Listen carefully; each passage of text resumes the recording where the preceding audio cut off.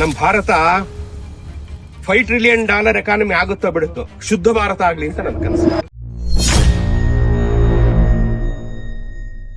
ಮೆಟ್ರೋದಲ್ಲಿ ಜೋರಾಗಿ ಮಾತಾಡೋ ಹಾಗಿಲ್ಲ, ಮೆಟ್ರೋದಲ್ಲಿ ತಿಂಡಿ ತಿನ್ನೋ ಹಾಗಿಲ್ಲ, ಏನು ತಂದು ಕುಡಿಯೋ ಹಾಗಿಲ್ಲ. ಅದಂತೂ ಒಂದಿದೆ ಮೆಟ್ರೋದಲ್ಲಿ. ಸೊ ಅದನ್ನ ಎಲ್ಲ ಟ್ರೈನ್ಗಳಿಗೂ ತಂದ್ಬಿಡ್ಬೇಕು ಅಂತ ಒಂದೊಂದ್ಸಲಿ ನನಗೆ ಬೇಜಾರಾಗುತ್ತೆ. ತರಕ್ಕಾಗಲ್ಲ, ತಂದ್ಬಿಡ್ಬೇಕು ಅಂತ ನನಗೆ ಅನ್ಸುತ್ತೆ.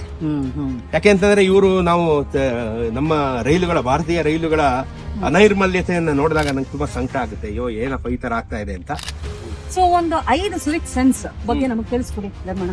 5 ಸಿವಿಕ್ ಸೆನ್ಸ್ ಅಂತಂದ್ರೆ, ಒಂದು ನಾವು ಎಲ್ಲಂದ್ರಲ್ಲಿ ಉಗುಳೋದು, ಪಾನ್ ಹಾಕೊಂಡು ಆ ರಸ ಉಗಿಯೋದು, ಬಸ್ಸುಗಳಲ್ಲಿ, ಟ್ರೈನ್ಗಳಲ್ಲಿ, ಸಾರ್ವಜನಿಕ ವಾಹನಗಳಲ್ಲಿ ಸಿಕ್ಕಾಪಟ್ಟೆ ಜೋರಾಗಿ ಫೋನಲ್ಲಿ ಮಾತಾಡೋದು, ಸಿಕ್ಕಾಪಟ್ಟೆ ಜೋರಾಗಿ ಹೆಡ್ಫೋನ್ಸ್ ಯೂಸ್ ಮಾಡದೆ ಅಲ್ಲಿ ರೀಲ್ಸ್ ನೋಡೋದು, ಯೂಟ್ಯೂಬ್ ವಿಡಿಯೋಸ್ ನೋಡೋದು, ಆಮೇಲೆ ಈ ಕ್ಯೂ ಅನ್ನ ಮೇಂಟೈನ್ ಮಾಡದೇ ಇರೋದು. ಒಂದು ಟ್ರೈನೋ ಅಥವಾ ಒಂದು ಬಸ್ಸೋ ಬಂದಾಗ ಕುರಿಮಂದೆಗಳ ತರ ನುಗ್ಗೋದು.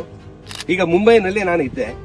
ಮುಂಬೈನ ಜನ ಅಲ್ಲಿ ಸಿಟಿ ಬಸ್ ಹತ್ಬೇಕಾದ್ರೆ ಬಸ್ ಸ್ಟಾಪ್ ನಲ್ಲಿ ಅವರೇ ಒಂದು ಕ್ಯೂ ಮಾಡ್ಕೊಂಡಿರ್ತಾರೆ, ಯಾರು ಇರಲ್ಲ ಅಲ್ಲಿ.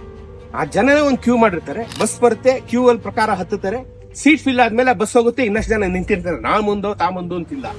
ಮುಂಬೈ ಜನಕ್ಕೆ, ಮುಂಬೈಲಿ ಇರೋರು ಯಾರು, ಅವರು ನಾವೇನೆ. ನಮ್ ಇಲ್ಲಿಂದಾನೆ 40-50 ಲಕ್ಷ ಕುಟುಂಬ ಇವತ್ತು ಮುಂಬೈನಲ್ಲಿ ಇದೆ. ಅಲ್ಲಿಗಿರೋ ಸಿವಿಕ್ ಸೆನ್ಸ್ ನಮ್ಮಲ್ಲಿ ಯಾಕಿಲ್ಲ? ಇದು ಒಂದು 5 ಸಾರ್ವಜನಿಕ ನಡವಳಿಕೆಗಳಲ್ಲಿ ಬಹಳ ಮುಖ್ಯವಾದವು.